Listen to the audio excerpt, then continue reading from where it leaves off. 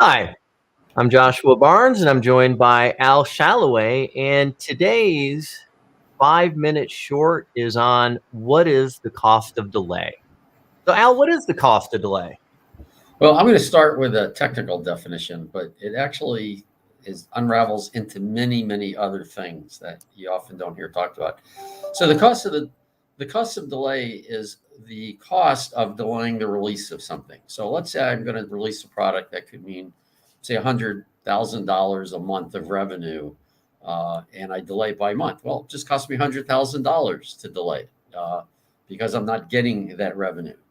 Cost doesn't always have to be in terms of dollars, however. It could be reputation, could be goodwill.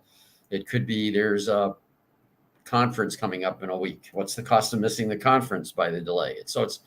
It's not an expense cost. It's the cost of a product being delayed or a service being delayed for value, getting value. And it's kind of useful right there, actually, to start thinking of that. It's used in things like weighted shortest job first, which we'll do at another topic, I'm sure.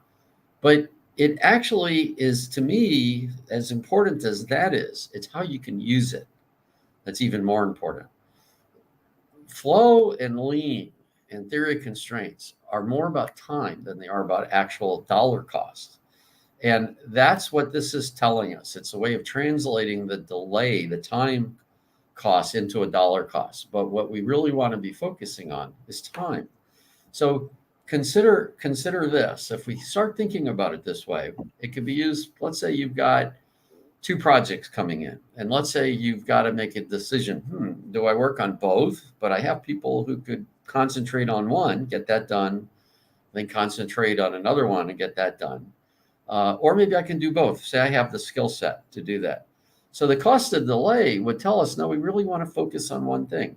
See, if we focus on one thing, get it done in a month, and well, we had a cost of delay of 1 month for it, and then the other one gets done. We lost that 2 months. But if we work on them both at the same time, then the cost of delay for both of those is 2 months.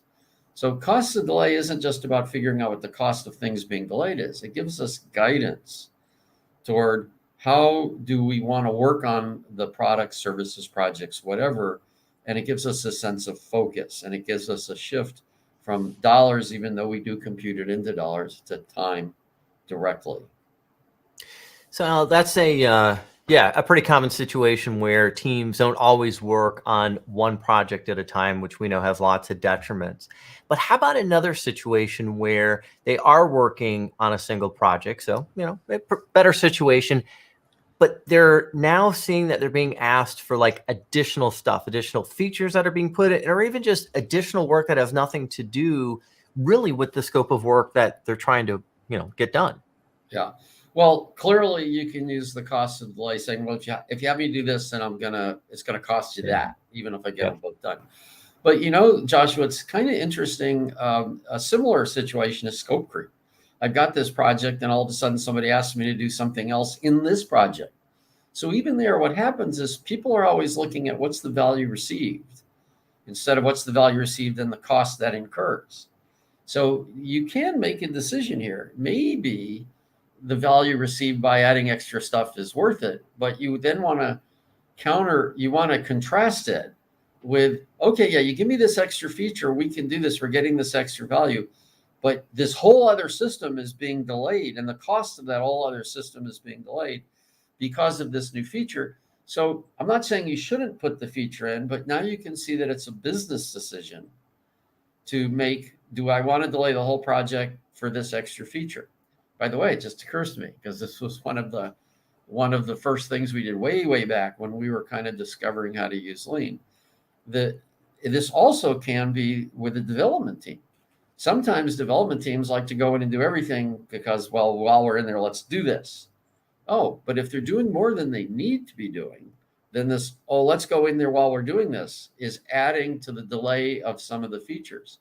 I remember one client we had where they wanted to do some extra database manipulation to get things all set. It was going to take them an extra month or two to do that. And the reason was it was preparing for the future.